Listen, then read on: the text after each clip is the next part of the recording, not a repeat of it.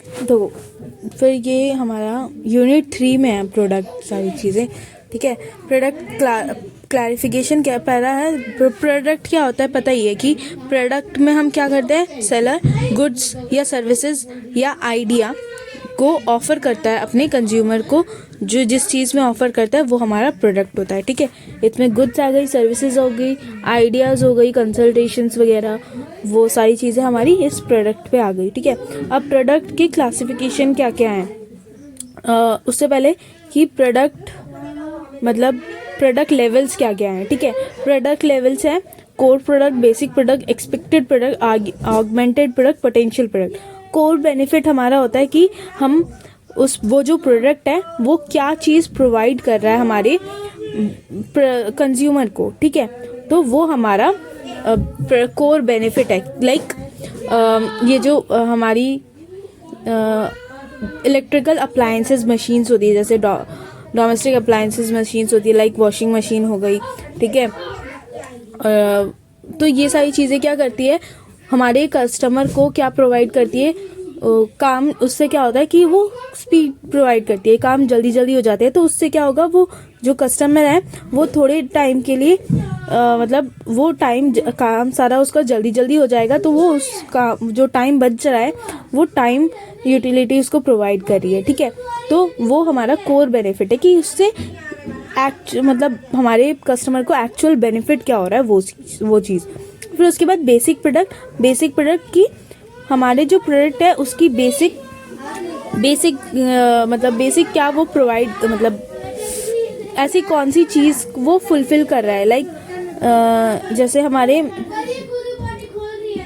Product like bedsheets हो गई, ये सारी चीज़ें हमें क्या कर रही है, हमारी नेसेसिटीज़ की तरह है कि बेसिक चीज़ें हमारी ये ज़रूरी होती है, तो वो बेसिक प्रोडक्ट है, ठीक है। फिर एक्सपेक्टेड प्रोडक्ट की हमारी जो कंज्यूमर है हमारे प्रोडक्ट से क्या एक्सपेक्ट कर रही है, ठीक है, वो हमारी एक्सपेक्टेड प्रोडक्ट है, एक्सपेक्ट करिए। लाइक अगर हम कोई होटल्स वगैरह होते हैं तो एक्सपेक्टेड प्रोडक्ट क्या होता है कि जैसे हमारे होटल्स हो गए, तो वहाँ पे हम क्या एक्सपेक्ट करते हैं कि वहाँ पे साफ सफाई हो, ठीक है, वो चीज़, और साफ सफाई हो और अच्छी सर्विसेज प्रोवाइड करे, और जैसे भी हो जो उसके एम्प्लॉयज़ हो उस होटल के वो ढंग के हों, ठीक है। वो सारी चीज़ें जो भी हम जो एक्सपेक्टेड प्रोडक्ट जो प्रोडक्ट पे जो एक्सपेक्ट कर रहे हैं, ठीक है, कस्टमर जो हमारी एक्सपेक्ट कर रही है। ऑगमेंटेड प्रोडक्ट होता है हमारी जो कि एक्सपेक्टेशन से भी ज़्यादा प्रोवाइड कर दे हमको, ठीक है, एक्सपेक्टेशन से भी ज़्यादा कस्टमर को प्रोवाइड कर दे, वो ऑगमेंटेड प्रोडक्ट होता है। पोटेंशियल प्रोडक्ट्स लाइक हमारे ऐसे प्रोडक्ट है जो एक एग्जिस्टिंग प्रोडक्ट है, वो और क्या क्या न्यू उसमें और क्या चेंजेस आ सकते हैं, पोटेंशियल उसके पोटेंशियल को जानना कि उसके पीछे और क्या क्या, मतलब उसके उसकी जो फैसिलिटीज़ है, फीचर्स है, उसको बढ़ाना, तो वो हमारे पोटेंशियल प्रोडक्ट होते हैं जो अपना पूरा का पूरा काम कर रहे हो, ढंग से कर रहे हो, ठीक है। फिर उसके बाद व्हाट इज़ प्रोडक्ट कॉन्सेप्ट हमने पढ़ लिया था कि हमें प्रोडक्ट पे ध्यान देना है अपने, वो हमारा प्रोडक्ट कॉन्सेप्ट होता है। फिर उसके बाद क्लासिफिकेशन ऑफ प्रोडक्ट, क्लासिफिकेशन होती है ड्यूरेबिलिटी और टेंजिबिलिटी पे बेसिस पे क्लासिफिकेशन होती है। ड्यूरेबिलिटी बेसिस पे हमारी क्या क्या क्लासिफिकेशन है, ड्यूरेबल गुड्स जो कि बहुत ही टाइम तक यूज़ हो सकते हैं, नॉन ड्यूरेबल गुड्स जो हमारी जल्दी ख़त्म हो जाती है, जो हमारे पेरिशेबल गुड्स होती है वो, ठीक है, नॉन ड्यूरेबल गुड्स होती है। और सर्विसेज, टेंजिबिलिटी में हमारी आती है सर्विसेज एंड प्रोडक्ट हमारे ड्यूरेबल गुड्स होते हैं, नॉन ड्यूरेबल गुड्स होते हैं, और जो इनटेंजिबल होते हैं वो हमारे सर्विसेज होती है, हम देख नहीं सकते। कंज्यूमर गुड्स में आती है हमारी convenience goods, shopping goods, speciality goods, अनसॉर्ट goods.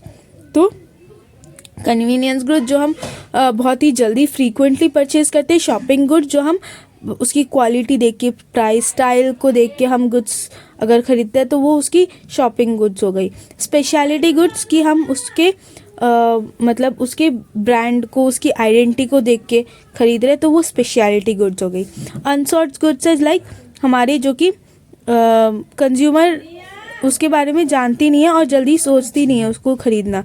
Like जैसे कि नोवेल्स हो गई, ठीक है, डिक्शनरीज हो गई, इंसाइक्लोपीडियाज हो गई, तो इसके बारे में वो इसके ज़्यादा बायर्स नहीं है, ठीक है, तो वो अनसॉर्ट गुड्स है, लोग ज़्यादा सोचते नहीं है इसके बारे में खरीदने की।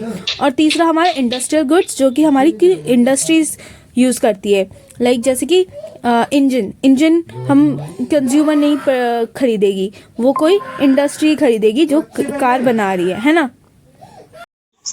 तो फिफ्थ क्वेश्चन हमारा क्या बोला है कि कंज्यूमर ड्यूरेबल प्रोडक्ट के बारे में ही बताना है, वही चीज़ पूछी है, ठीक है, स्टेजेस वगैरह, वो जो मैंने ऊपर स्टेजेस बनाए थे वही चीज़ वो चीज़ हम कंज्यूमर ड्यूरेबल प्रोडक्ट खरीदते वक्त देखेंगे, तो कैसे देखेंगे वो चीज़ पूछी है उसमें, ठीक है। फिर हमारा सिक्स्थ क्वेश्चन है, a reputed electronic company has launched electronic cordless broom in market. तो वही ये सारी चीज़ें बना के लिखने वाली चीज़ें हैं, ये सेम तो आएगा नहीं, ये पढ़ा के फ़ायदा नहीं है, तो अगर केसेस आते भी है तो चेंज आते हैं, ये सेम आएंगे नहीं, ठीक है। फिर उसके बाद प्रोडक्ट मिक्स, कैसे एक प्रोडक्ट मिक्स हम कैसे डिटरमाइन करते हैं। मैंने बताया था कि प्रोडक्ट मिक्स क्या होता है, हमारा प्रोडक्ट बनने के बाद उसके डिज़ाइनिंग पे, उसकी पैकेजिंग पे, उसके कलर पे जो हम डिसाइड करते हैं वो हमारा प्रोडक्ट मिक्स होता है, ठीक है। तो प्रोडक्ट मिक्स हमारा क्या पहला है, मिक्स विथ, कि हमारी जो प्रोडक्ट है उसका साइज़ हमें क्या रखना है, ठीक है। प्रोडक्ट लाइन, कौन सी प्रोडक्ट लाइन, मतलब जो हमारी प्रोडक्ट लाइन है वो हमारी जो हमारी प्रोडक्ट है, ठीक है, उसके जो हमारे जिस प्रोडक्ट लाइन का प्रोडक्ट है उस पे हमारी जो अदर प्रोडक्ट्स हैं, सिमिलर चैनल्स के जो प्रोडक्ट हैं, वो उनका प्राइस क्या हो रहा है, उनकी ऑडियंस कैसी है, उनका कंपटीटर कैसा है, ये सब देखना, ठीक है। तो वो हमारी प्रोडक्ट लाइन के रिलेटेड हमें है। फिर लाइन लेंथ, कि हमारी जो प्रोडक्ट है, this means the total number of product items that are offered in a product line, तो वही प्रोडक्ट लाइन वाला उसके साथ ही है। मिक्स डेप्थ, दिस इम्प्लाइज कि एक प्रोडक्ट लाइन पे, मतलब मिक्स डेप्थ है कि हम जो मिक्स कर रहे हैं प्रोडक्ट पे, उस पे अंदर की वैरायटीज़ को कैसे, लाइक कलर, साइज, वो जो ऊपर वाला था हमारा मिक्स विड्थ का, कि वो हमारा साइज का था, ठीक है। अब फिर मिक्स डेप्थ में कि उसकी कलर क्या रखे हम, ठीक है, अंदर का साइज़, मतलब उसके जो प्रोडक्ट है उसका साइज़ क्या होगा, ठीक है, तो वो चीज़। फिर उसके बाद मिक्स कंसिस्टेंसी, हमारी जो प्रोडक्ट है उसकी कंसिस्टेंसी कैसी है, कि कितना वो नीड और कितना नीड सेटिस्फाई कर रहा है, कैसा प्रोडक्शन हो रहा है, उसका डिस्ट्रीब्यूशन सिस्टम क्या है, वो सारी चीज़ें देखना, ठीक है। ये प्रोडक्ट मिक्स अभी तक बताया नहीं, ठीक है। फिर उसके बाद हमारा define product mix, what type of decision need to be taken by marketer regarding product mix, की क्या क्या हमें उसको मार्केटर को क्या क्या करना पड़ता है प्रोडक्ट मिक्स के लिए। तो ब्रेड्थ, ठीक है, उसकी साइज़ का, डेप्थ वो भी उसकी साइज़ पे आता है, कलर, साइज़, फीचर्स वाले, ठीक है। कंसिस्टेंसी, कि जो हमारी प्रोडक्ट है उसके अंदर का पार्ट कैसा है, उसके फीचर्स क्या क्या हैं, ठीक है। तो जो हमारी सेटिस्फैक्शन कर रहा है या नहीं कर रहा है, प्रोडक्ट लाइन, हमारी प्रोडक्ट लाइन के साथ क्या उसका रिलेशन है, उसकी प्रोडक्ट डिस्ट्रीब्यूशन के बारे में पढ़ना। तो ये सारी चीज़ें हमारी प्रोडक्ट मिक्स में हमारी आते हैं, ब्रेड, डेप्थ और कंसिस्टेंसी, ठीक है। फिर उसके बाद what do you mean by product mix? What are the strategies which a manager can make after its analysis?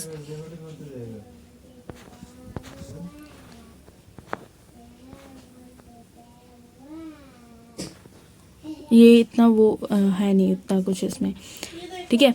फिर देखो प्रोडक्ट मिक्स है, ठीक है, उसमें प्रोडक्ट मिक्स के बाद हमारा प्रोडक्ट बन गया, उसकी उसने डिज़ाइनिंग कर ली, ठीक है। फिर उसके बाद जो पैकेजिंग पे आता है, जब वो उसकी पैकेजिंग करनी है, ठीक है, प्राइमरी पैकेजिंग करनी है जो हमारी प्रोडक्ट को दिखाने के लिए, प्रोडक्ट को कंटेन करने के लिए होती है, तो वो करने के बाद ना उसमें कुछ ब्रांडिंग करनी होती है, लेबलिंग करनी होती है, कि हम प्रोडक्ट पे कौन सा ब्रांड लगाएंगे, उसके लेबल पे क्या लगाएंगे, उसकी पैकेजिंग कैसे करेंगे, तो वो चीज़। तो ब्रांडिंग क्या हो रहा है कि हमारे प्रोडक्ट का नेम, कि प्रोडक्ट में कोई आइडेंटिटी लगाना, वो हम क्या यूज़ कर सकते हैं, अपने ब्रांड का नेम यूज़ कर सकते हैं, ठीक है।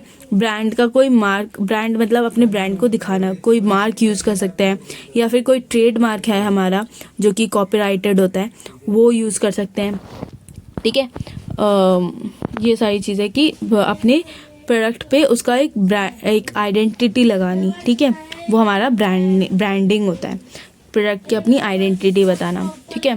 फिर उसके बाद what is branding, what are the brand decision a company must take before a product is offered to the target market, कि क्या क्या उसको ब्रांड डिसीजंस लेने पड़ते हैं कि उसको ब्रांडिंग हमारा क्या है कि नाम या फिर कोई टर्म या फिर साइन सिंबल डिज़ाइन लगाना जिससे कि उस प्रोडक्ट की आइडेंटिटी हो जाए, ठीक है। फिर ब्रांडिंग डिसीजन, उसको क्या डिसीजन लेने पे उसको क्या क्या सोचना पड़ता है, उसको ये देखना पड़ता है कि उसकी कम्पिटिटिव मार्केट क्या है, ठीक है, उसके जो ब्रांड का है उसके डिस्ट्रीब्यूटर्स और रिटेलर्स कौन है, कैसे किस टाइप का डिस्ट्रीब्यूटर रिटेलर है उसका, वो चीज़,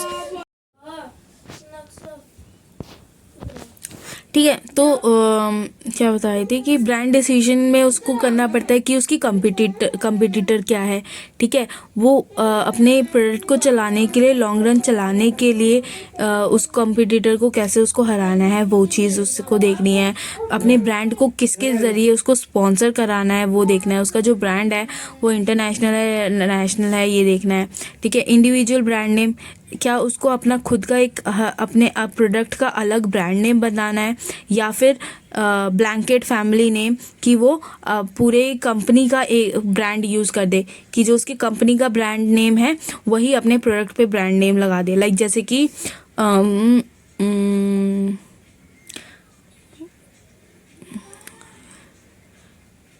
जैसे कि क्या लाइक लक्स कंपनी है, ठीक है, लक्स कंपनी नहीं है, लक्स प्रोडक्ट है, साबुन है, पर लक्स की कंपनी बहुत मतलब लक्स की कंपनी और अलग है, ठीक है। उसने क्या किया इंडिविजुअल ब्रांड नेम बनाया, प्रोडक्ट का एक इंडिविजुअल ब्रांड नेम बनाया, ठीक है। और हमारे नेस्ले का कॉफ़ी है, मैगी है, ठीक है, तो बहुत सारी चीज़ें हैं। तो उसने क्या किया, नेस्ले अपना ब्रांड नेम हर प्रोडक्ट पे नेस्ले का ब्रांड नेम लगाया, तो वो ब्लैंकेट फैमिली नेम है, ठीक है। फिर उसके बाद company trade name combined with individual product range, यही वाला नेस्ले मैगी, ठीक है, नेस्ले कैफ़े है ना, नेस्ले और कैफ़े। तो उसने क्या किया, कंपनी का ट्रेड नेम भी यूज़ किया और इंडिविजुअल प्रोडक्ट का रेंज भी डाल दिया उसमें, ठीक है।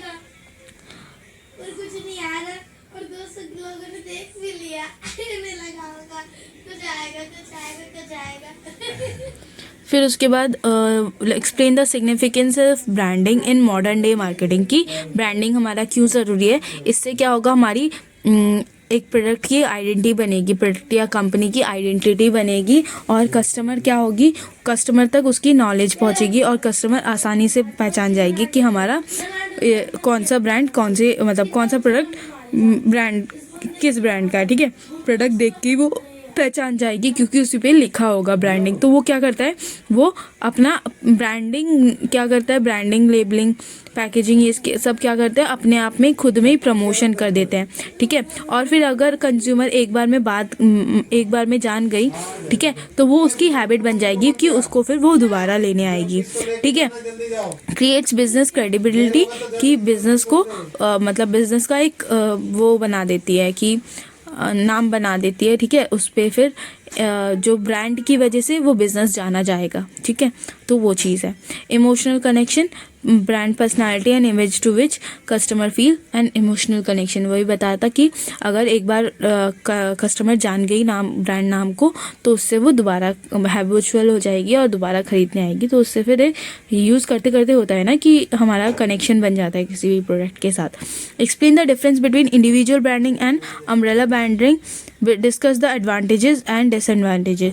देखो, इंडिविजुअल ब्रांडिंग क्या होता है, हर एक प्रोडक्ट का अपना अपना ब्रांड नेम है। लाइक मैंने अभी बताया था, लक्स, लिरिल है, लाइफ बॉय है। तो ये सारी कंपनी कौन सी कंपनी की है, हिंदुस्तान यूनिलीवर लिमिटेड कंपनी की है, पर अलग अलग सबका अपना अपना ब्रांड नेम है, ठीक है। तो इंडिविजुअल ब्रांडिंग है। फिर उसके बाद अम्ब्रेला ब्रांडिंग होता है कि जैसे अभी नेस्ले का बताया मैंने, कैडबरी है, टाटा है, गोदरेज है। तो ये सारी अपनी अम्ब्रेला ब्रांडिंग करते हैं, ब्रांड का नेम यूज़ करते हैं, ठीक है। Define the concept of brand equity, what is important for companies to build strong brand equity in the market. वही है कि ब्रांड का जब बहुत अच्छा नाम बन जाता है तो मार्केट में शेयर मार्केट में वैल्यू हो जाती है, वही हमारा ब्रांड इक्विटी है। What is the explain the meaning of brand positioning, कि हम पोजिशनिंग कर रहे हैं। पोजिशनिंग बताया था क्या होता है, ठीक है। हम पोजिशनिंग कर रहे हैं क्या यूज़ करके, अपने ब्रांड का नाम यूज़ करके, ठीक है। किसी ब्रांड को हम पोजीशन कर रहे हैं तो वो हमारा ब्रांड पोजिशनिंग है, ठीक है। फिर उसके बाद हमारा पैकेजिंग।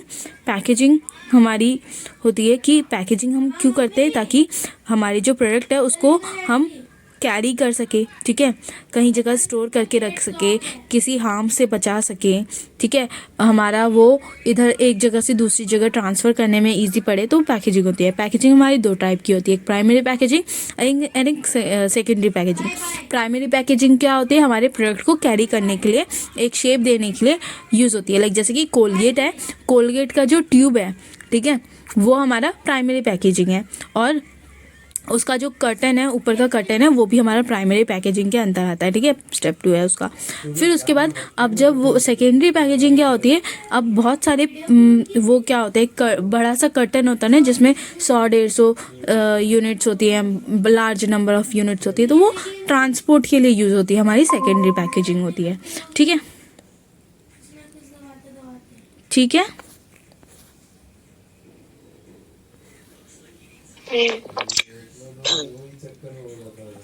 हो गया। कॉल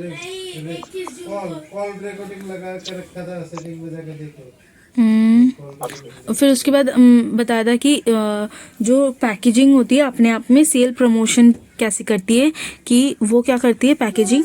पैकेजिंग में हम कितना कुछ करते हैं ना, ब्रांडिंग करते हैं, लेबलिंग करते हैं, डिज़ाइनिंग करते हैं, तो वो अपने आप में सेल प्रमोशन हो रही है। क्यों? क्योंकि वो उस पर हम कितना कुछ लिखते हैं, नाम लिखते हैं, ब्रांड नेम लिखते हैं, फिर कलरिंग में हम शो करके एक पिक्चर भी दिखा देते हैं, कि शो करके दिखाते हैं कि क्या चीज़, हमारा प्रोडक्ट कैसा दिखता है अंदर से, ठीक है। प्राइस लिखी होती है, इंग्रेडिएंट्स लिखे होते हैं, हमारे कुछ थ्रेट अगर है, कुछ साइड इफ़ेक्ट्स है तो वो लिखी होती है। तो ये सारी चीज़ें हमारी अच्छी पैकेजिंग कहलाती है, ठीक है। कैसे ये पैकेजिंग हमारी प्रमोशनल टूल है, ये भी इसमें कवर हो जाता है कि कैसे प्रमोशनल टूल है। फिर लेबलिंग। लेबलिंग वही चीज़ है कि हमारे लेबल, उसमें पैकेजिंग करने के बाद उस पर लेबल करना कि क्या प्रोडक्ट है, उसकी क्या चीज़ हमने, उसकी प्राइस क्या है, उसकी क्वांटिटी क्या है, क्वालिटी क्या है, उसके फीचर्स के बारे में बताना। ये सारी चीज़ें हमारी लेबलिंग है, उसको हम लेबल कर रहे हैं ना, पैकेजिंग करने के बाद फिर लेबल कर रहे हैं। तो अब पैकेजिंग और लेबलिंग में डिफरेंस क्या है।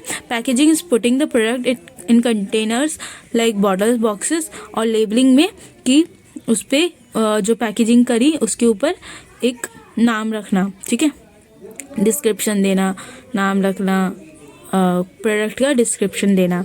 It speaks about the product and packaging, product के बारे में बताता और सेल्फ प्रमोशनल टूल है। लेबलिंग क्या है कि उस प्रोडक्ट मतलब वो जो इन्फॉर्मेशन प्रोवाइड कर रहा है वो चीज़ उसमें प्रोवाइड कर रहा है, ठीक है। Content, product content, usage, manufacture, expiry date, ये सारी चीज़ें हमारी लेबलिंग में आती हैं, ठीक है। It helps in packaging it helps in differentiating the product, कि डिफरेंस पैदा करता है हमारी दूसरे प्रोडक्ट से, हमारी जो प्रोडक्ट है उसका डिफरेंस पैदा करता है। कैसे? कि उसका नाम आइडेंटिटी, ये हमारी पैकेजिंग में हम ऊपर से करते हैं, ठीक है। कुछ डिफरेंट पैकेजिंग करता है अपने कंपटीटर के प्रोडक्ट से, तो वो हमारा डिफरेंट होता है। और लेबलिंग क्या होती है, उसकी लेबलिंग की वजह से क्या होती है, ग्रेडिंग होती है। ग्रेडिंग मतलब कि हमारा जो प्रोडक्ट है उसको लेवल के हिसाब से, स्टैंडर्ड के हिसाब से उसको ग्रेड्स देना, ठीक है, तो वो हमारे लेबलिंग में होता है। It helps in protection of product from breakage and spoilage. Packaging में बताया हम किस लिए करते हैं, कि अपने प्रोडक्ट को बचाने के लिए, कुछ भी ब्रेकेज या स्पॉइलेज, खराब होने से बचाने के लिए, टूटने से बचाने के लिए हम पैकेजिंग करते हैं। और लेबलिंग हमारी क्या होती है, it supports product promotion, product को प्रमोशन को सपोर्ट करता है, ठीक है, वही चीज़ है। फिर देखो प्रोडक्ट लाइफ साइकिल क्या होता है, कि जैसे हमारी प्रोडक्ट की, हर एक ह्यूमन की एक लाइफ साइकिल होती है, वैसे प्रोडक्ट की भी एक लाइफ साइकिल होती है। लाइफ साइकिल मतलब कि एक लाइफ ड्यूरेशन होती है, कि हर एक प्रोडक्ट किसी एक फिक्स टाइम के लिए ही रहेगा, ठीक है। उसके बाद उसमें या तो वो प्रोडक्ट रहेगा ही नहीं, या फिर उसमें कुछ चेंजेस लाने पड़ेंगे, ठीक है। तो लाइफ साइकिल होती है कि पहला जब प्रोडक्ट न्यू आता है वो हमारी इंट्रोडक्शन स्टेज है, जो हमारा प्रोडक्ट न्यूली इंट्रोड्यूस हो रहा है मार्केट में, ठीक है, न्यूली आ रहा है तो वो इंट्रोडक्शन है। फिर न्यूली आता है, फिर उसके बाद धीरे धीरे उसकी ग्रोथ होती है, ठीक है। जब वो अपने हाईएस्ट प्रॉफिट पे पहुंच जाता है तब उसकी मैच्योरिटी होती है, ठीक है। फिर हाईएस्ट प्रॉफिट पे पहुंच गया, अब उसके बाद यहाँ पे कांस्टेंट रहेगा या फिर वो नीचे गिरेगा, उससे ज़्यादा तो नहीं जाएगा ना, क्योंकि हाईएस्ट प्रॉफिट पे पहुंच गया, हाईएस्ट अपने पीक पे पहुंच गया। तो उसके बाद फिर वो नीचे गिरता है, ठीक है। उसकी जो मार्केट पे उसकी जो वैल्यू है, मार्केट पोजीशन है उसकी, वो फिर वो नीचे गिरती है, प्रॉफिट उसके नीचे गिरने लगते हैं, तो वो हमारी उसकी डिक्लाइनिंग स्टेज है, ठीक है, नीचे गिरती रहती है। अब जब वो नीचे गिरती रहती है ना, तो उसके ही बीच में एक सेल्स वॉल्यूम उसकी हाईएस्ट होती है, ठीक है। जब वो नीचे गिर रही होती है तब कहीं पे उसकी सेल्स वॉल्यूम हाईएस्ट होती है, और जब सेल्स वॉल्यूम भी गिरने लगती है तब वो अबेंडेंस स्टेज पे आ जाता है। उसके बाद अबेंडेंस स्टेज मतलब अब जो है उसकी वो अब उस प्रोडक्ट को रखना ही नहीं है, मतलब वो अब वो रहेगा नहीं, ख़त्म होने वाला हमारा प्रोडक्ट, मतलब मार्केट में उसकी वैल्यू ख़त्म होने वाली है, तो हमारे प्रोडक्ट को ख़त्म करना पड़ेगा या फिर उसको न्यू चेंजेस लाने पड़ेंगे, ठीक है। तो ये हमारा प्रोडक्ट लाइफ साइकिल होता है। अब देखो कि जब न्यू इंट्रोड्यूस हुआ है तो उस टाइम पे क्या करेगा, जो सेलर है वो प्रमोशन करेगा, सेल्स प्रमोशन करेगा, ठीक है। तो सेल्स प्रमोशन करेगा, उसके बाद धीरे धीरे उसकी सेल्स बढ़ेगी, ठीक है। मैच्योरिटी पे जाके उसकी सेल्स जितनी होगी उस पे वो हाईएस्ट प्रॉफिट कमाएगा। फिर उसके बाद जब प्रॉफिट उसकी गिरने लगेगी ना, तब वो सेल्स का जो सेलर है वो क्या करेगा, लाइक जैसे कहते हैं ना कि जब आप डूब रहे हो तो हाथ पैर मारते हैं, है ना, जब कोई इंसान डूब रहा हो तो वो हाथ पैर मारता है कि कैसे भी करके मैं बच जाऊं।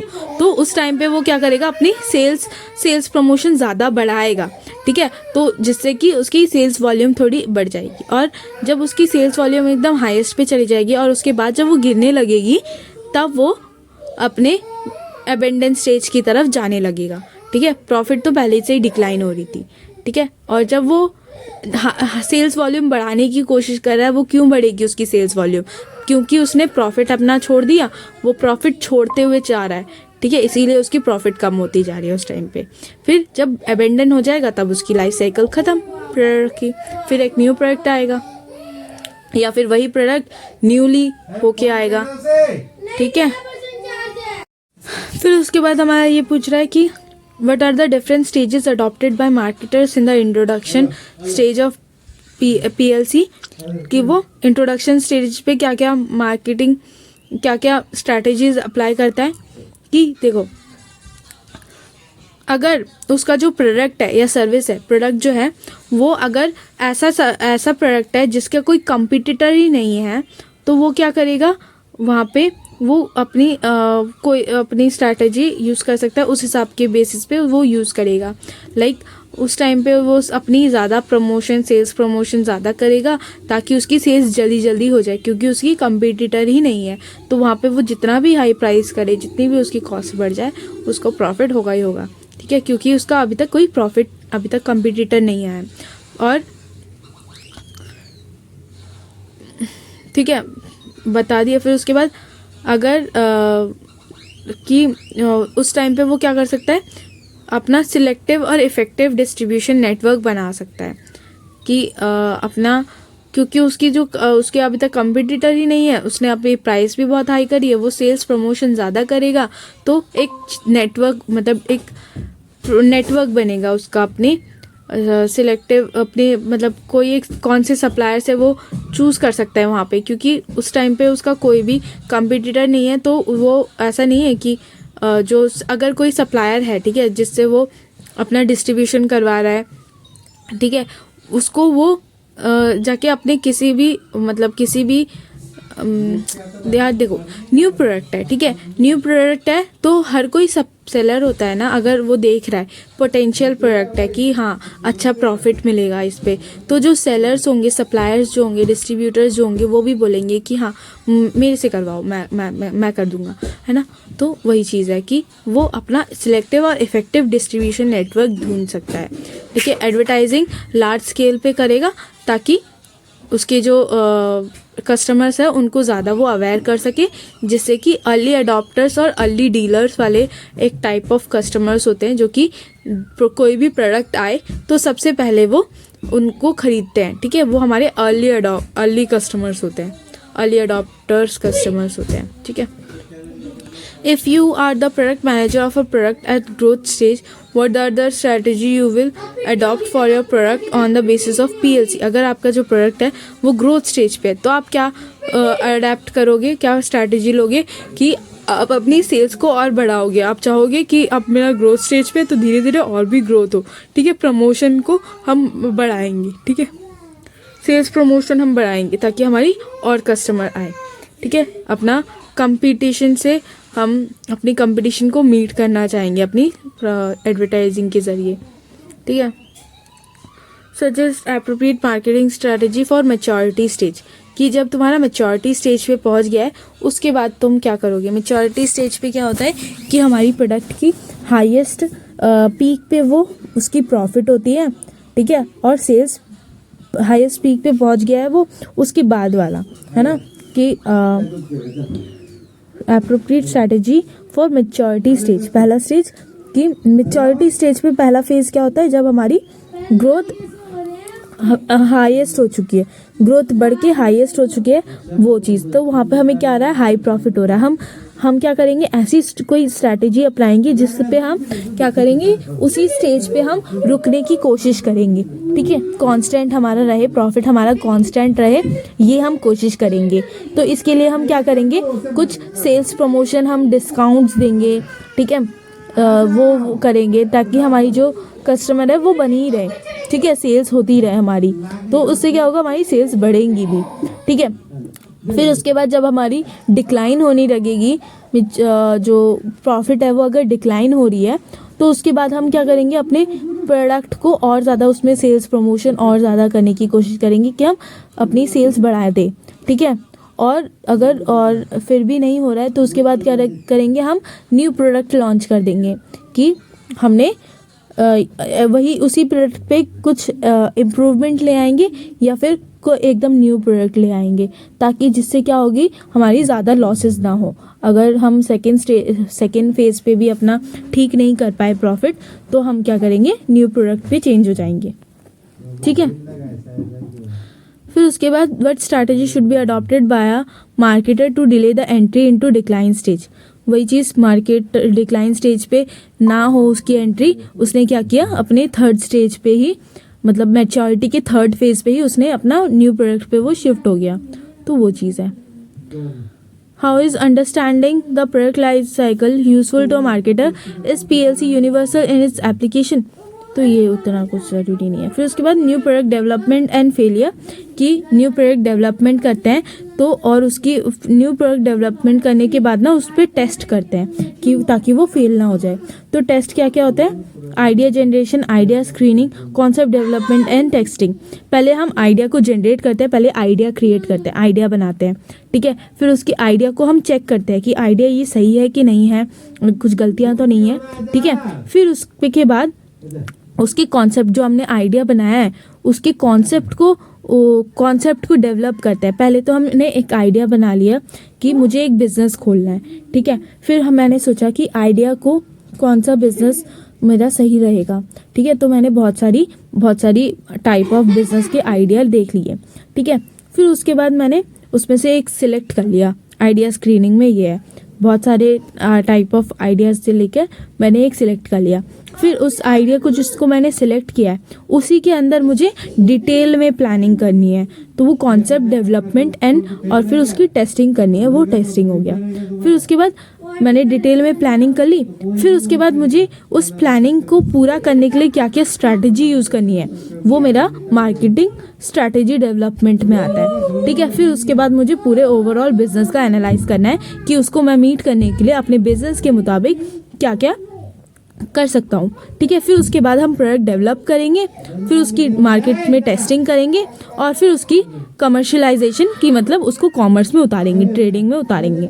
ठीक है, ये चीज़ हमारा होता है। तो 13 क्वेश्चन भी वही है, हमें उसको एक्सप्लेन में बताना है, तो वही मैंने बता दिया। फिर 32 question, new products are found by uncovering best possible set of unmet customer needs or technological innovation. What are the ways by which manager can determine these unmet needs or innovative ideas for new product development? कि new product development में कैसे वो अपने innovation को, technology, customer की needs को कैसे वो पूरा कर सकता है। वो क्या करेगा, सर्वे करेगा। ठीक है, फिर उसके बाद आइडिया जनरेट करेगा और आइडिया जनरेट करने के बाद वही सारी चीज़ें कि वो स्क्रीनिंग, आइडिया स्क्रीनिंग करेगा, फिर कॉन्सेप्ट डेवलपमेंट करेगा। ठीक है, तो वही सारी चीज़ें। पहले तो वो क्या करेगा, नीड्स एंड वांट्स को जानेगा ढंग से, क्या क्या नीड्स एंड वांट्स कौन सी पूरी वो नहीं कर पाया, फिर उसके बाद वो करेगा, वही चीज़ है। 33 क्वेश्चन, आइडिया स्क्रीनिंग इम्पॉर्टेंट क्यों है वो बताया।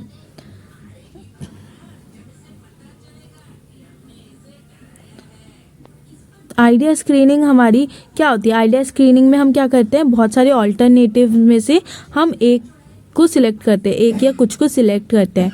तो जो जिसको डिससिलेक्ट कर रहे हैं वो वही चीज़ है ना जो हम पूरी नहीं कर सकते, या फिर उसमें कुछ गलतियां होंगी, कुछ रिस्क होंगे जो हमें लेनी नहीं है। तो वो सारी चीज़ें हमारी ज़रूरी होती है।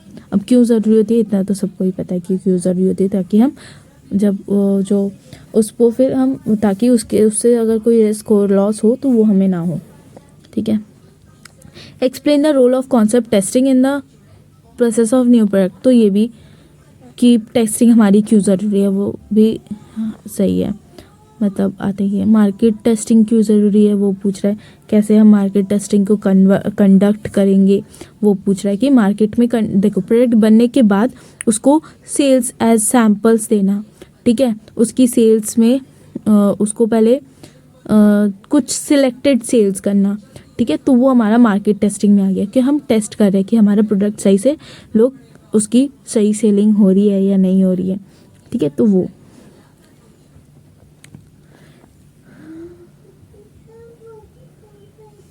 Concept testing, product testing and test marketing.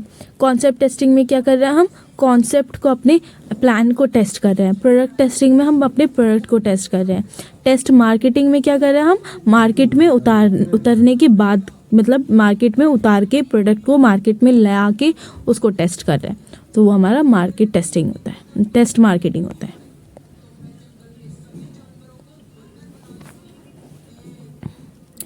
हो गया सारा। ये देखो, आफ्टर सेल सर्विसेज जो तुम कह रही थी वो यहाँ आ गया।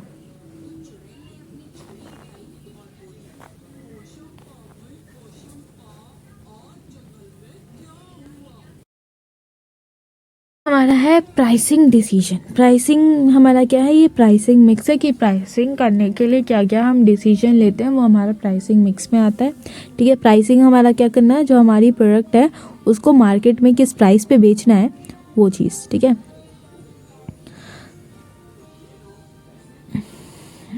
तो 6 स्टेप है कि हम प्राइसिंग ऑब्जेक्टिव, मतलब 6 स्टेप प्रोसीड्यूर है कैसे हम प्राइसिंग करते हैं वो चीज़। ठीक है, पहला है हमारा सिलेक्टिंग द प्राइसिंग ऑब्जेक्टिव। अगर कंपनी ने कुछ ऑब्जेक्टिव्स डिफाइन कर रखे हों कि कैसी प्राइसिंग करनी है उसको, वो चीज़। लाइक एग्जांपल, लीडरशिप प्राइसिंग होती है। ठीक है, क्या ये कटा हुआ है, ये है ना, पेज कटा हुआ नहीं है, ये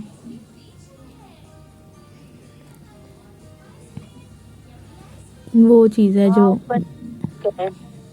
बीच में वो हो नहीं जाता कि एक, थोड़ी सी पेज को मुड़ जाता है वो चीज़ है। फिर उसके बाद प्राइसिंग ऑब्जेक्टिव की जो हमारी कंपनीज पे पहले से ऑब्जेक्टिव लगा हो किसी प्राइसिंग पे वो है, ठीक है, उसके हिसाब से हम पहले ऑब्जेक्टिव डिफाइन करते हैं कि हमें कैसा प्राइसिंग करना है, उसका ऑब्जेक्टिव क्या होगा हमारी प्राइसिंग का। फिर उसके बाद डिटरमाइनिंग द डिमांड, कि प्राइस और डिमांड से मतलब उसके बीच में क्या हमारा कैसी डिमांड है, हमारी प्रोडक्ट की कैसी डिमांड है उसका ध्यान रखते हैं, ठीक है। एस्टिमेटिंग कॉस्ट, उसके बाद पता करते हैं कि हमारी कॉस्ट क्या लगी है। Analysing competitors cost price and offers, फिर हमारी कंपटीटर्स की कॉस्ट क्या है, उन्होंने क्या प्राइस करा है और वो क्या ऑफ़र कर रहा है, प्रोडक्ट में क्या ऑफ़र कर रहा है, वो चीज़ देखते हैं। फिर सिलेक्टिंग अ प्राइसिंग मेथड, ये सब देखने के बाद फिर हम एक प्राइसिंग मेथड सिलेक्ट करते हैं इन चारों के हिसाब से। फिर उसको प्राइसिंग मेथड सिलेक्ट करने के बाद एक फाइनल प्राइस सिलेक्ट करते हैं, ठीक है। What do you mean by differentiated pricing? Differentiated pricing हमारा होता है कि different prices for the same product in different situation. ये तो जब प्रोडक्ट प्राइसिंग बताऊंगी ना तब फिर समझाऊंगी कि प्राइसिंग फैक्टर्स और क्या है, कहाँ लिखे हैं, ढंग से एक जगह दिए नहीं है ना, इसलिए मैं कह रही थी कि बुक से करा दूँ। करा दे उसे से बुक से हो रहा है। मैं तो ये बोलती कि सबके पास पीडीएफ है, नहीं सॉरी 10 ईयर है इसीलिए बोल। तो मैंने एक बार में मतलब लिस्ट तो पहला हमारा प्राइसिंग पॉलिसीज़ क्या क्या होते हैं। हमारी pricing policies 4 types of pricing policies हैं, ठीक है। पहला है डिमांड ओरिएंटेड प्राइसिंग, कि हम डिमांड को ध्यान में रख के अपनी प्राइसिंग कर रहे हैं। फिर दूसरा है कॉस्ट ओरिएंटेड प्राइसिंग, कि कॉस्ट को ध्यान में रख के हम प्राइसिंग कर रहे हैं। तीसरा है कंपटीशन ओरिएंटेड और मार्केट ड्रिवन प्राइसेस, कि कंपटीशन क्या है हमारी मार्केट में वो देख के हम प्राइसिंग कर रहे हैं। और चौथा है वैल्यू बेस्ड प्राइसिंग, कि हमारी जो प्रोडक्ट है उसकी क्या वैल्यू है उसको देख के हम प्राइसिंग कर रहे हैं, ठीक है। तो लाइक डिमांड ओरिएंटेड में क्या होता है कि जैसे जैसे हमने अगर हमारी क्वांटिटी की डिमांड बढ़ रही है तो हमारी प्राइस घटेगी, ठीक है। और अगर हमारी प्राइस बढ़ रही है तो हमारी डिमांड कम होगी। तो ये हमारा डिमांड ओरिएंटेड विद प्राइसिंग है, ठीक है। पर कुछ गुड्स होते हैं जिनकी हमारी डिमांड बढ़ने और घटने से हमारी मतलब डिमांड बढ़ने और घटने से हमारी प्राइस में फ़र्क नहीं पड़ता। और कुछ प्रोडक्ट होती हैं जिनके प्राइस घटने और बढ़ने से उसकी डिमांड में फ़र्क नहीं पड़ता। तो वो सारी चीज़ें हमारी डिमांड ओरिएंटेड प्राइसिंग है, हम डिमांड को देख के हम प्राइसिंग कर रहे हैं, ठीक है। फिर उसके बाद कॉस्ट ओरिएंटेड प्राइसिंग, कि हमारी जो कॉस्ट है उसको देख के हम प्राइसिंग कर रहे हैं। तो ये हमारे तीन टाइप्स के होते हैं। एक कॉस्ट प्लस प्राइसिंग होती है, कि हमने कॉस्ट अपनी कॉस्ट रिकवर कर रहे हैं, प्राइस जो हम ऐसी प्राइस डिटरमाइन कर रहे हैं जिससे कि हमारी कॉस्ट भी रिकवर हो जाए और प्लस उसमें हमें कुछ मार्जिन भी मिले, ठीक है। तो वो हमारा कॉस्ट प्लस प्राइसिंग है। रीजनेबल मार्जिन मिले, अच्छी मार्जिन नहीं हम कर रहे हैं, हम रीजनेबल मार्जिन कर रहे हैं, margin of profit reasonable margin of profit कमा रहे हैं। फिर उसके बाद मार्कअप प्राइसिंग है। मार्कअप प्राइसिंग में क्या कर रहे हैं हम, is often used by resellers who acquires product from producers और suppliers use a percentage increase on top of the product cost of to arrive at an initial price, कि market pricing ज़्यादातर वो लोग करते हैं, ऐसे जो सेलर्स होते हैं जो कि पहले एक सेलर से ख़रीद चुके हैं, उसके बाद वो उस पर अपनी मार्जिन लगा के उसको बेच रहे हैं, like wholesalers and retailers, ठीक है। वो पहले कंपनी से ख़रीद रहे हैं, फिर उसमें उसको मार्जिन लगा रहे हैं, फिर उसको बेच रहे हैं, ठीक है। तो वो मार्कअप प्राइसिंग है कि मार्जिन लगा रहे हैं हम उसमें अपने प्रोडक्ट पे। फिर ब्रेक इवन प्राइसिंग है। ब्रेक इवन पॉइंट तो पता ही है कि ब्रेक इवन पॉइंट हमारा क्या होता है, कि जहाँ ऐसा कोई एक पॉइंट जहाँ पे ना हमें लॉस हो रही हो ना प्रॉफिट हो रही हो, तो हम इस प्राइस पे ऐसा प्राइस रखें जहाँ पे हमारी ना लॉस हो ना प्रॉफिट हो, वो हमारी ब्रेक इवन प्राइसिंग है, ठीक है। फिर उसके बाद हमारा नेक्स्ट है कस्टमर कंपटीशन ओरिएंटेड और मार्केट ड्रिवन प्राइसिंग। तो कंपटीशन पे हमारी कैसे हम कंपटीशन को देख के अगर हम प्राइसिंग कर रहे हैं तो वो हमारी कंपटीशन ओरिएंटेड मार्केटिंग है, ठीक है। फिर उसके बाद वैल्यू बेस्ड प्राइसिंग, की वैल्यू को देख के हम हमारा जो प्रोडक्ट है वो कस्टमर को क्या प्रोवाइड कर रहा है, उस कस्टमर बायर के नज़रिए से अगर हम देखें तो हमारी प्रोडक्ट की क्या वैल्यू निकल रही है, उस पे वो अपना मतलब उस पे बेस्ड अपना प्राइसिंग कर रहा है वो प्रोडक्ट की, ठीक है। लाइक जैसे कि हमारे लग्जीरियस गुड्स, तो लग्जीरियस गुड्स की वैल्यू हमारी कस्टमर के नज़रिए में बहुत अच्छी होगी, है ना, तो वो उसकी प्राइसेस पे बहुत अच्छी होती है, ठीक है। For instance Park Avenue is considered a premium products and assigned higher value by the customer, कि पार्क एवेन्यू क्या है, एक प्रीमियम प्रोडक्ट है और वैल्यू कस्टमर्स के लिए उसकी वैल्यू भी हायर होती है, तो उस पर ज़्यादा प्राइस लगता है, ठीक है।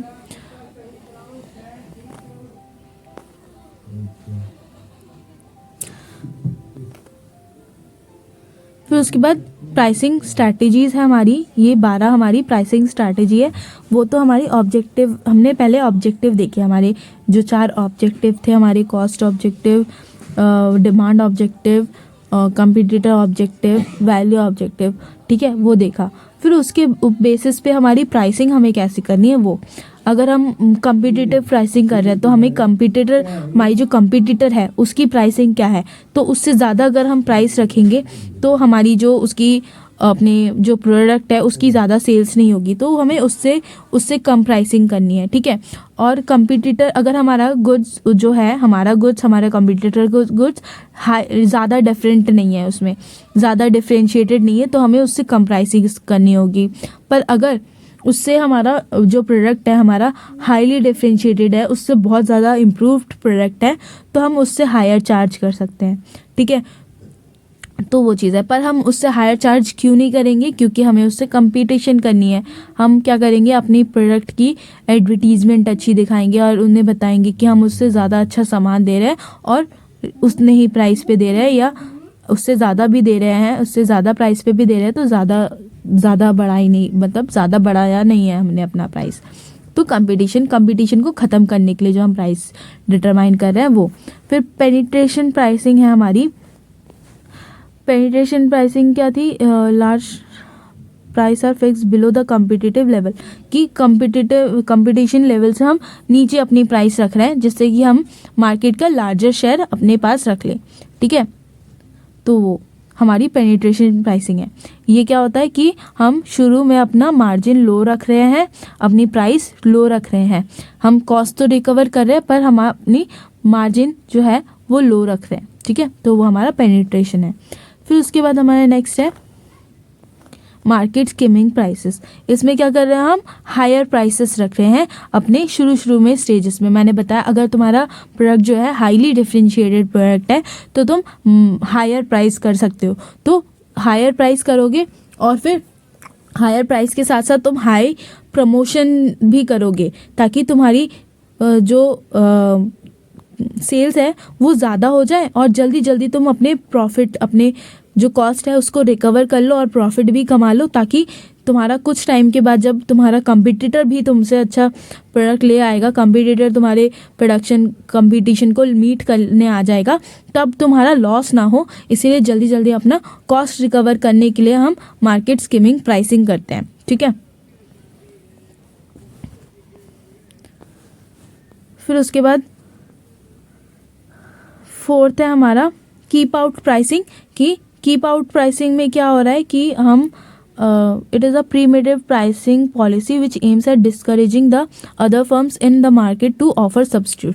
कि हम कीप आउट प्राइसिंग क्या कर रहे हैं, हम अपनी कॉस्ट भी रिकवर नहीं कर रहे हैं, उसके भी हम नीचे अपनी प्रोडक्ट को सेल कर रहे हैं। तो क्या होगा, हमारी जो कंपटीटर्स हैं वो उनकी सेल्स होगी नहीं, और जो हमारे न्यू कंपटीटर्स होंगे वो आएंगे नहीं, क्योंकि उन्हें पता है कि भाई ये तो और भी कम पे बेच रहा है, रिस्क पे बेच रहा है, लॉस पे बेच रहा है, तो हमारा तो कुछ होना ही नहीं है। तो न्यू सब्स्टिट्यूट्स भी नहीं आएंगे उसके फर्म में, और जो पुराने हैं वो भी ख़त्म होने लगेंगे धीरे धीरे,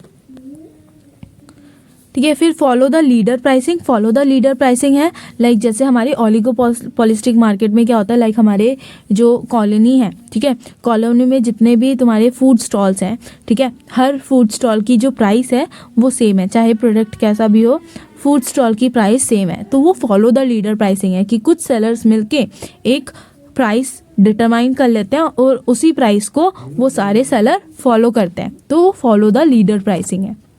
ठीक है। फिर 6 पॉइंट है हमारा डिस्क्रिमिनेटरी और डुअल प्राइसिंग, कि हम क्या कर रहे हैं, हर एक मतलब जो जितना एबल है पे करने के लिए उससे हम उतना चार्ज कर रहे हैं, डिस्क्रिमिनेट कर रहे हैं अपने बायर के बीच में। लाइक जैसे हमारे बिजली बिल होते हैं, तो बिजली बिल क्या होता है हमारा आजकल क्या चल रहा है कि 200 यूनिट तक आप फ्री हो, उसके बाद आप 200 से 350 300 या 450 तक पहुंच जाओ तो आपको 3 या 3.5 यूनिट आपको देना पड़ेगा, और उससे ज़्यादा पहुंच जाओ तो आपको 6 यूनिट पड़ती है, फिर उससे ज़्यादा पहुंच जाओ तो आपके 7.5 यूनिट पड़ती है ना। तो वो हमारी डिस्क्रिमिनेटरी है। लाइक इनकम टैक्स, कि जो जितना कमाएगा उतना ज़्यादा वो इनकम टैक्स पे करेगा। फिर उसके बाद 7th हमारा प्रीमियम और प्रेस्टीज प्राइसिंग, कि हमारे जो क्वालिटी गुड्स हैं उन पे हम ज़्यादा प्राइस करते हैं। लाइक लग्जरियस गुड्स हमारे प्रीमियम प्रोडक्ट्स हैं, लाइक नेटफ्लिक्स का सब्सक्रिप्शन, VIP सब्सक्रिप्शन होता है, एनुअल सब्सक्रिप्शन होता है, सालों का भी सब्सक्रिप्शन होता है, तो वो हमारी सारे प्रीमियम प्राइसिंग है। ठीक है। फिर लीडर प्राइसिंग है, देखो एक हमने पढ़ा ऊपर फॉलो द लीडर प्राइसिंग, ये अलग है। यहाँ पे वो क्या कर रहा है कि एक हाईली एडवर्टाइज प्रोडक्ट है, ठीक है, और जो कि बहुत जल्दी जल्दी खरीदते हैं लोग, उसी के साथ एक ऐसा प्रोडक्ट मिला दे रहा है, उसके साथ एक कॉम्बो पैक बना दे रहा है। लाइक जैसे एक कॉम्बो पैक बना, एग्जांपल बता रही हूँ कि तुम्हारा एक कॉम्बो पैक आ गया, 250 रुपये वाली बजाज की बोतल है, वो 250 की है, और उसके साथ अगर कोई बजाज का अपना एक शैम्पू, वैसे तो अब तक उसने किया नहीं है, अगर वो अपना शैम्पू कोई नया प्रोडक्ट लाता है, ठीक है, तो वो एक 100 रुपये की उसकी शैम्पू की बोतल है, ठीक है, और 250 रुपये का उसका तेल का बोतल है, तो वो दोनों को मिला के एक प्राइस दे दिया कि आप 300 में ले जाओ, सस्ते में मिलेगा। अगर अलग अलग खरीदोगे तो आपको 250 इसका और 100 इसका, तो 350 लगेगा। कॉम्बो पैक बना दिया, आपको 350 में मिल जाएगा।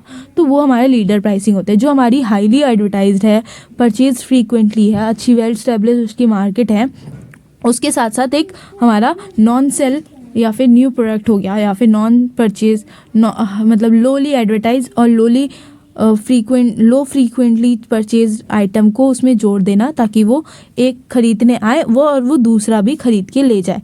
ये है जैसे stay to buy other regularly priced merchandise, कि वो दूसरा भी खरीद के ले जाएगा।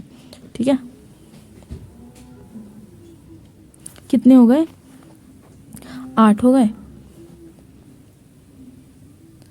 9th है हमारा साइकोलॉजिकल प्राइसिंग, कि यहाँ पे हम क्या कर रहे हैं, कस्टमर की माइंड के साथ खेल के हम प्राइसिंग कर रहे हैं। लाइक जैसे हमारे ऑड प्राइसिंग होती है, हम 499 का प्रोडक्ट, 500 का प्रोडक्ट प्राइस चार्ज कर लेते हैं, पर हम दिखाते क्या है 495 का प्रोडक्ट है, और 5 रुपये हम वापस ही नहीं करते, है ना, तो वो साइकोलॉजिकल प्राइसिंग है। और एग्जांपल इसमें a customer may pay happily a pair of may not like to buy the same pair if priced at 300। तो आजकल इतना लोग उतना नहीं इस पे जाती है, पर शुरू में चली जाती थी जब ये शुरू ऑड प्राइसिंग आया था। ठीक है, फिर उसके बाद हमारा 10th है one price versus variable price policy. One price का मतलब होता है कि वो हर कस्टमर से सेम प्राइस चार्ज कर रहा है, सेम क्वांटिटी पे, सेम प्रोडक्ट पे वो सेम प्राइस चार्ज करता है। ठीक है, फिर वेरिएबल प्राइस पॉलिसी क्या है कि वो सिमिलर क्वांटिटी दे रहा है, सिमिलर बायर को दे रहा है, डिफरेंट प्राइसेस पे दे रहा है। ठीक है, वो क्या कर रहा है कि ओल्ड कस्टमर को लोअर रेट पे दे रहा है, ठीक है, न्यू कस्टमर आए तो उस पर अच्छी चार्जेस कर रहा है। मतलब ये होता है कि हम अगर कोई शर्ट खरीदने जा रहा है, कोई भी प्रोडक्ट खरीदने जा रहे हैं दुकान पे, तो हम बार्गेन नहीं कर सकते, ठीक है, पर मम्मियाँ जाएंगी तो वो बार्गेन करके उसको और आधे से भी कम रेट पे ले आएंगी, तो वो वेरिएबल प्राइस पॉलिसी है। हम सेम कस्टमर है, हम सेम प्रोडक्ट खरीदने जा रहे थे, हम सेम क्वांटिटी खरीदने जा रहे थे, पर फिर भी मम्मियाँ क्या कम प्राइस पे ले आई और हम बार्गेन नहीं कर पाए, इसीलिए हमको उतने ही प्राइस पे लाना पड़ा। ठीक है, तो वो हमारा वेरिएबल प्राइस पॉलिसी है। ठीक है, फिर प्राइस लाइनिंग होता है कि सेम प्रोडक्ट लाइन पे सेम प्रोडक्ट लाइन पे डिफरेंट डिफरेंट क्वालिटी के हिसाब से डिफरेंट प्राइस लगाया जा रहा है, ठीक है, तो वो हमारा प्राइस लाइनिंग होता है। लाइक जैसे कोई शर्ट है, ठीक है, अगर वो प्योर 100% कॉटन है तो उसकी ज़्यादा प्राइस होगी, ठीक है, और वही सेम कंपनी का सेम प्रोडक्ट का कोई शर्ट है जो कि 75 कॉटन है, 25% अदर क्वालिटी गुड्स है, तो उसकी प्राइसिंग थोड़ी कम होगी, ठीक है। अदर क्लोथ की क्वालिटी मतलब अच्छी वाली क्वालिटी मत सोच के समझना चलना, क्योंकि उसकी फिर प्राइस बहुत अलग हो और ज़्यादा हाई होगी, ठीक है, तो वो भी हमारा प्राइस लाइनिंग में आता है, क्योंकि हाई तो हो रही है ना, प्रोडक्ट सेम प्रोडक्ट है, मतलब सेम टाइप ऑफ प्रोडक्ट है और सेम कंपनी है, फिर भी उसकी क्वालिटी के हिसाब से उसमें चेंजेस आ गए, तो उसकी प्राइस में भी चेंजेस आ गए, ठीक है। तो वो फिर रीसेल प्राइस मेंटेनेंस की हमारा रीसेल प्राइस मेंटेनेंस होता है कि हमारी जो प्रोडक्ट थी वो बिकी नहीं,